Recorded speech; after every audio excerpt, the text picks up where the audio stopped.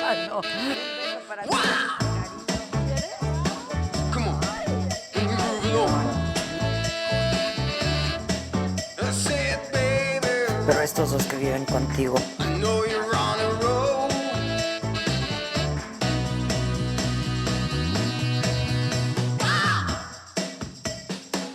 tú fuiste subsecretario y lo decías, ¿no? Pues cercano al PRI, al PAN, fuiste subsecretario de Educación Pública en la administración de Felipe Calderón, ¿no? Sí. ¿Cómo es tu relación? ¿Cómo es tu relación con la maestra? Entiendo que es familia, etcétera, pero cuando se tocan estos temas De amor y de cariño. Pues mira, uno escucha. uno pensaría que no, pero es una mujer amorosa. Mucho, mucho. Con sus nietos es amorosísima, con nosotros es muy amorosa, Con sus cariñosa, hijas. cuidadosa. Uno podría llegar a creer que no, pero es una gran mujer. Es una mujer extraordinaria en la parte humana, en la parte familiar. Y yo digo que es insustituible. Y muchas veces en la familia decimos, no vamos a... nos une, nos unifica, nos convoca. Es una mujer Es extraordinaria. el ente cohesionador, Yo digamos, creo que ¿no? sí, nos cohesiona como familia en muchos casos, pero eso es una cosa, la política es otra. Y a veces me suele sugerir cosas, ¿no? Oye, hijo, porque me dice hijo, he visto que tal cosa va mal, ¿no? ¿Qué opinas? Déjeme lo reviso, ¿no? Pero nunca discutimos al grado de involucrarla en la decisión, porque ella tampoco lo aceptaría. Es muy respetuosa de esas cosas. Ella sabe que generacionalmente nos toca construir algo auténtico, algo diferente.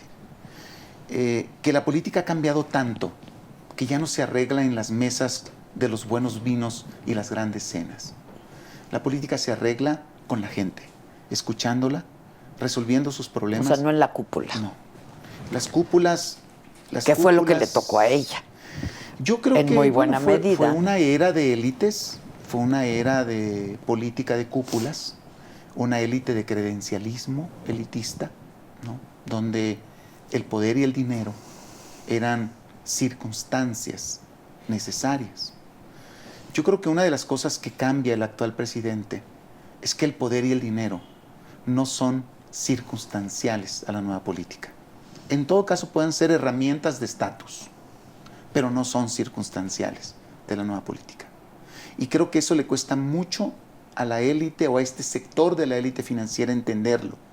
Porque para muchos el presidente sigue siendo una especie de rey que construye una especie de corte y que esa corte El hay que águila, respetarla, ¿no? Y no, el presidente es un funcionario público que debe ser honesto y que debe ser austero y que nos debe representar a todos.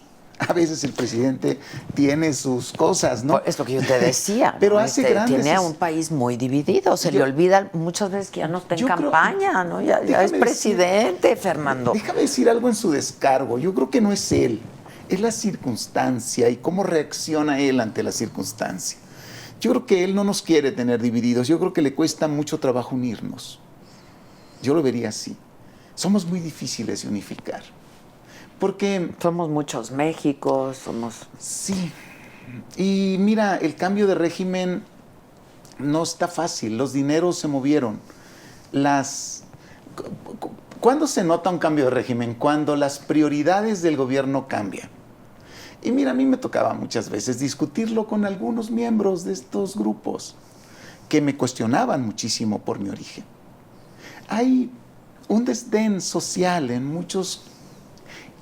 Hay en el fondo un desdén social en muchos de esos comentarios. Y creo que eso no nos ayuda, no nos sana como sociedad. No abona. No abona. Lupita Jones llamándole naquito a... ¿no? Sí, o sea, sanemos a México. Aprovechemos la política y la democracia y las elecciones para sanarnos más, no para enfermarnos más. Y en descargo del...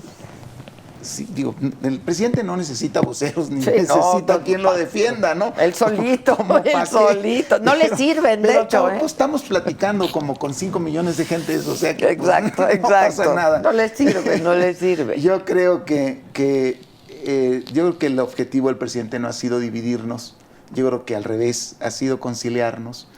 pero conciliarnos como nación no es fácil porque el cambio de régimen pasa por la reorientación de las prioridades nacionales.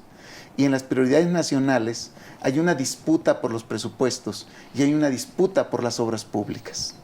Y en esa disputa por las obras públicas, pues el gobierno tiene su visión de desarrollo regional, porque en las inequidades también lo regional, también la pobreza tiene rostro regional, ¿no? Aunque últimamente se ha vuelto muy pareja la pobreza en todo el país, ¿no? Lamentablemente. Sí.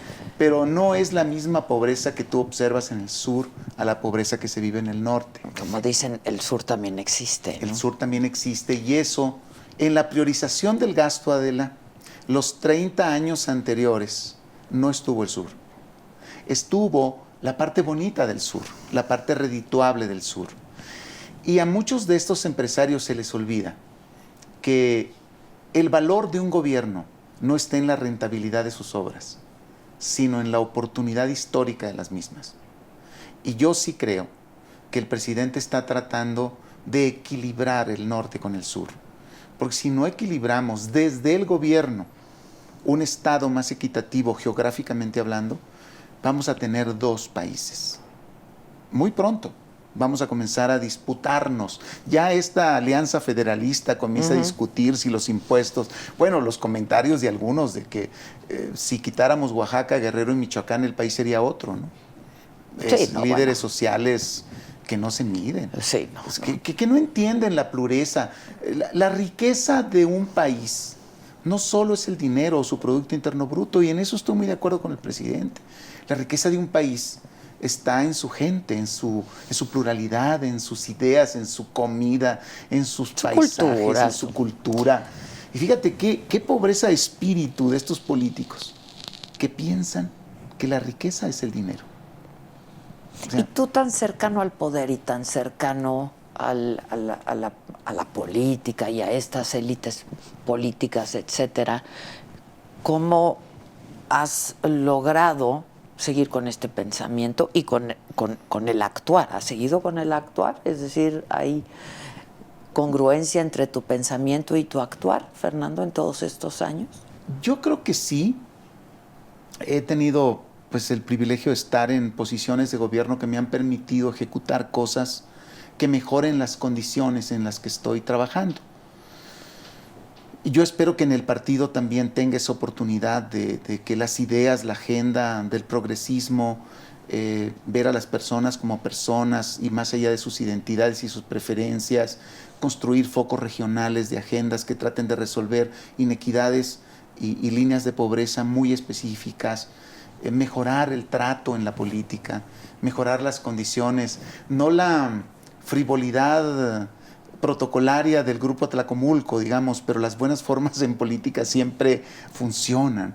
Decía Churchill, la amabilidad en política convierte a tu enemigo en adversario, ¿no? Más allá del protocolo del Grupo Tlacomulco, que es muy famoso por su buen trato y por sus grandes negocios, yo creo que sí hacen falta en política protocolos de trato. No podemos jugar con esta rudeza, porque le quitamos a la política su principal función, que es la comprensión de lo diverso y la unificación de lo disperso. Oye, a propósito de un par de preguntas nada más, a propósito del grupo Atlacomulco, ¿tu familia tiene rencor, tiene resentimiento? ¿Cómo vivieron estos años de encarcelamiento del Bester Gordillo?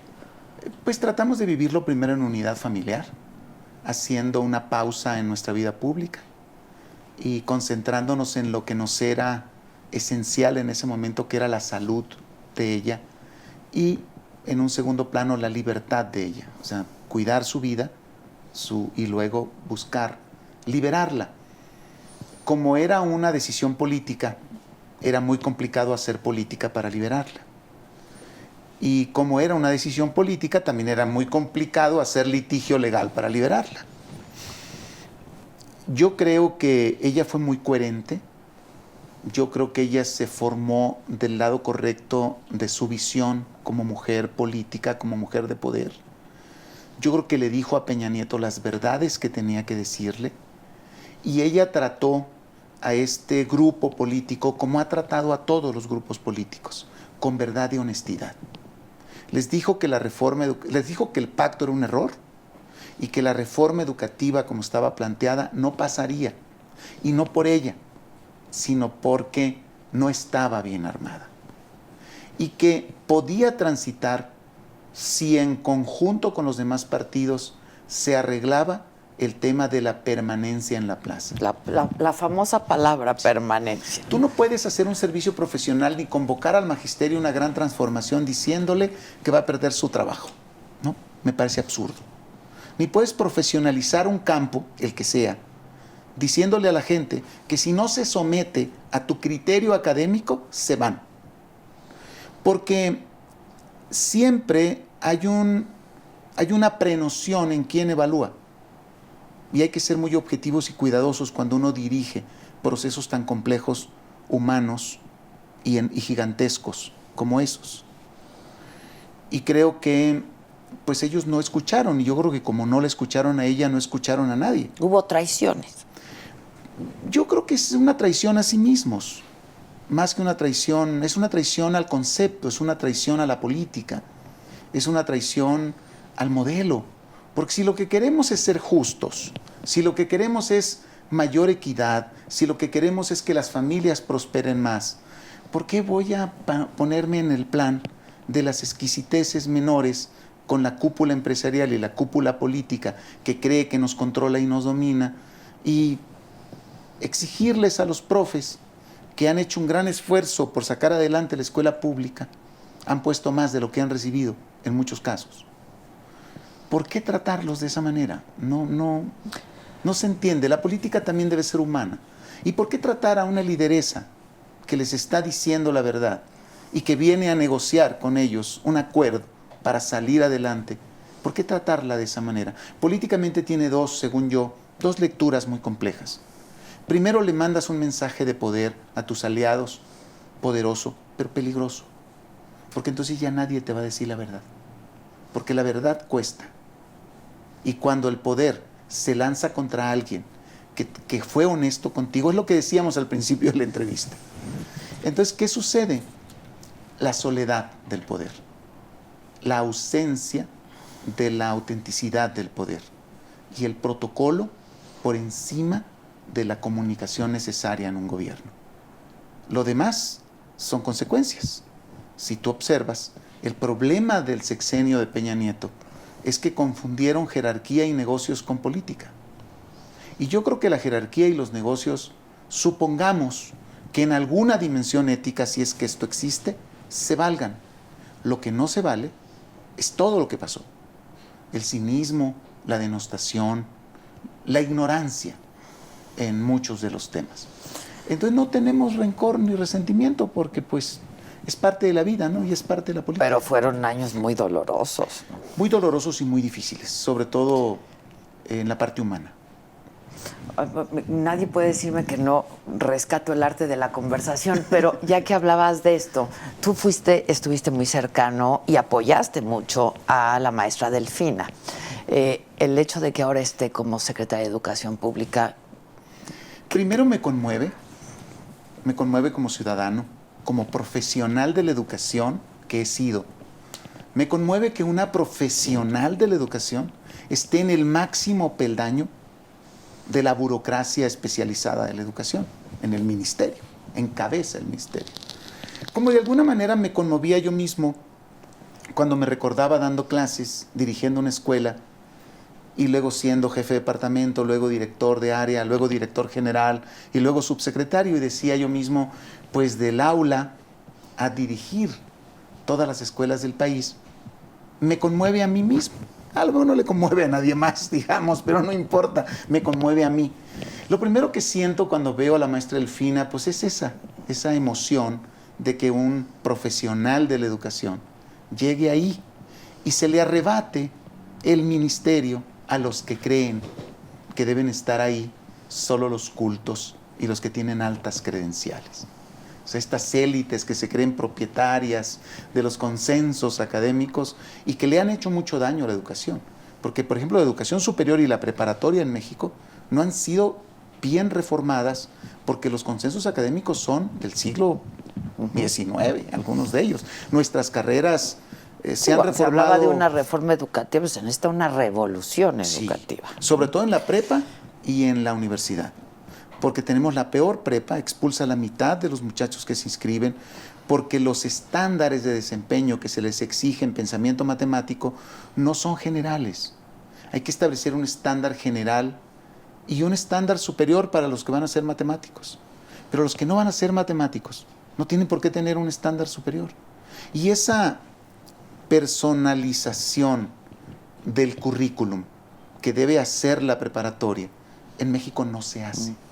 Lo hacen en el mundo, pero en México no se hace y excluyes a mucha gente que tiene grandes cualidades y grandes capacidades. Y hay que reformarla. Y la universidad pública también está atrapada en estas credenciales y en estos consensos académicos, porque no puede mover sus carreras, ni la dimensión ni el tiempo que duran sus carreras. Si tú vas por el mundo y estudias la educación superior de Alemania, es increíble que todas las Inglaterra, carreras requieran del mismo tiempo, ¿no? Pues digo, en Inglaterra yo no conozco más que una carrera que dura 4 años, que es la de medicina. Todas las demás duran 3 años. Y la carga académica está centrada en ciertas áreas de especialización que luego se concentran o se ultraconcentran en las maestrías y se ultraconcentran en los doctorados y en la investigación científica, social, del arte que debe tener un país.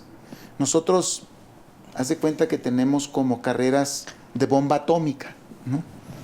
Mis profesionales tienen que saber poquito de todo, aunque al terminar la carrera no sepan nada y no se acuerden de nada, ¿no? Sí. Oye, a ver, es pues prácticamente imposible que no te relacionen con la maestra. Cuando dicen de ti, fue, es, ha sido y será el operador del Bester Gordillo, operador político, operador... Es un honor que digan eso de mí. Es que imagínate, yo no he podido perder la dimensión y la talla que tiene el Bester a pesar de mi familiaridad con ella. Porque uno la trata a diario, la trata cotidianamente por teléfono y uno va perdiendo la dimensión del personaje, ¿no? Por la persona, por el ser humano que tienes al lado. Pero el Bester Gordillo es, creo yo, una de las pocas expresiones de la política de este país en su máxima expresión. Entonces, imagínate el privilegio que significa que a mí me digan que soy su operador, ¿no? Yo creo que ella no necesita operadores, ella está en otra dimensión, está en otra era. El país está en otra era y sus políticos están en otra era. Yo creo que ella vive una dimensión distinta. Es un ícono, un referente, alguien a quien escuchar. Pero yo creo que ella no está operando políticamente. Está en todo caso orientando la política global del país. Orientando con sus charlas, sus reuniones, las reuniones que inclusive tiene con uno mismo. Pero te lo digo con toda franqueza, no se ha inmiscuido en las decisiones del partido. Uno, porque creo que entiende que no es posible, porque esto pues no es un partido pequeño, no es un partido, no es eso que la gente ve. La política no es jerarquía nada más. O sea, no es que yo diga, a ver, líderes estatales, vengan y a partir de hoy vamos a hacer esto. No es tan simple. La política no es jerarquías. La política es mucho más. Es diálogo, convencimiento, argumento asertivo, es saber oír la posición del otro y la postura de las otras personas y comenzar a viajar y ver el país y dimensionar los liderazgos que quieren representarte en las comunidades y que vienen de muchas partes y que algunos inclusive puede ser que no coincidan con tus ideas y el debate rico que se da con ellos no es poca cosa que digan eso de mí, me enorgullece mucho. Oye, bueno, pues ahora redes sociales progresistas tienen que pasar la aduana del 6 de junio, ¿no? No pueden hacer alianzas, así están las reglas del juego y tienen que ir solos, ¿no? Sí. estamos muy entusiasmados y yo creo que aunque pudiéramos hacer alianzas, creo que no hubiésemos hecho alianzas con nadie. Sinceramente te digo, las alianzas no nos convencen en este momento y creo que son de las cosas que le han llamado la atención al elector. Primero, la novedad del partido.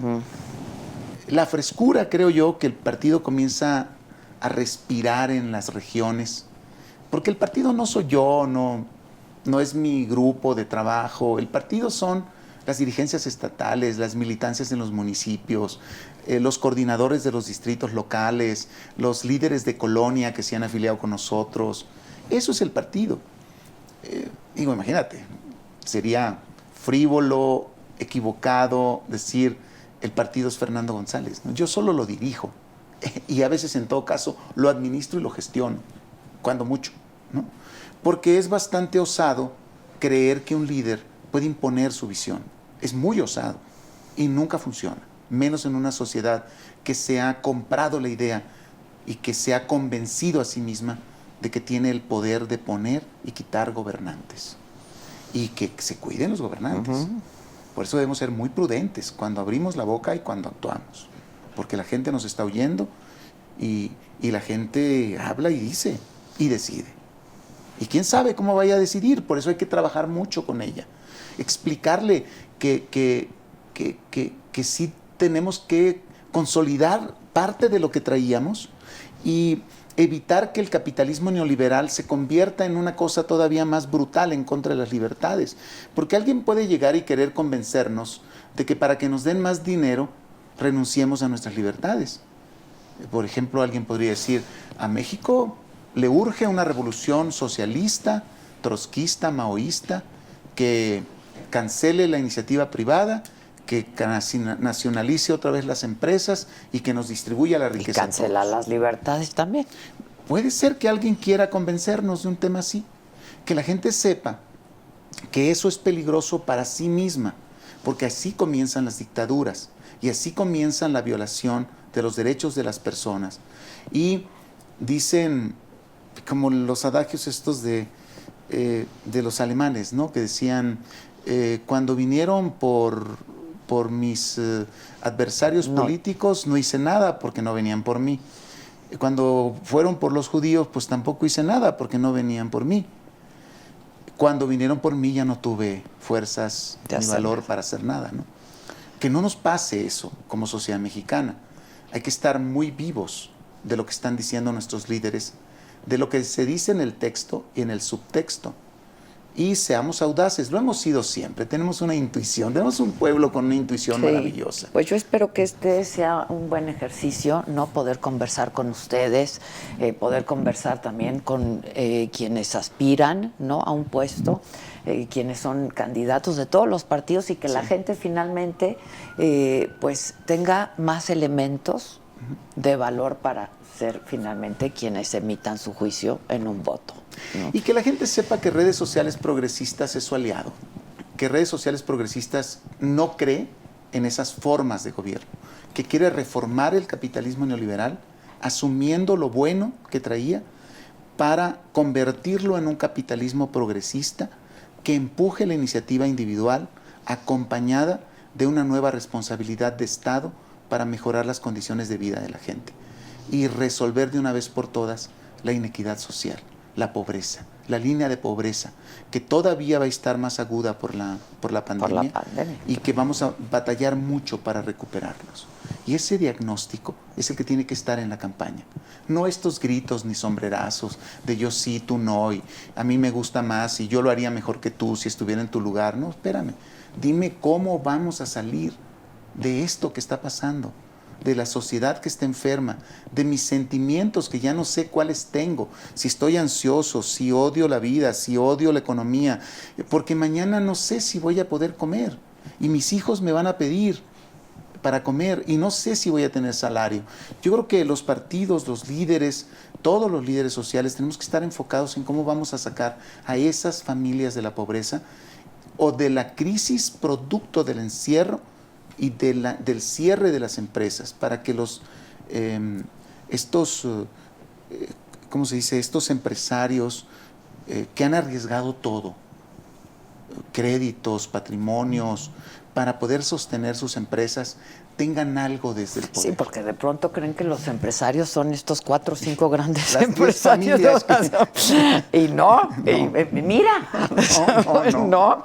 Hay que trabajar muy fuerte para vivir y el gobierno debe darnos las garantías de que ese trabajo debe existir y que debe haber fondos para recuperar cuando por acciones supervivientes que no son culpa de nadie, comencemos a perder nuestros procesos. Y ojalá podamos contrastar ideas y con los otros dirigentes, Eso ¿no? nos gustaría. Eso, pues hay que hacerlo. Aquí hay un espacio siempre plural, siempre abierto. Muchas gracias. ¿No? Entonces, pues que sea un buen ejercicio para esto que nos viene a todos. Y pues yo espero como entrevistado haber estado a la expectativa No, hombre, y a la al altura contrario, pues de mira, una periodista de tu tamaño. Gran conversación, Muchas gracias. y espero que no sea ni la primera ni la última. Yo también lo espero. Muchas gracias. Gracias, Muchas Adela. gracias. Muchas gracias. Gracias a ustedes, como siempre, por su atención y compañía, y hasta la próxima.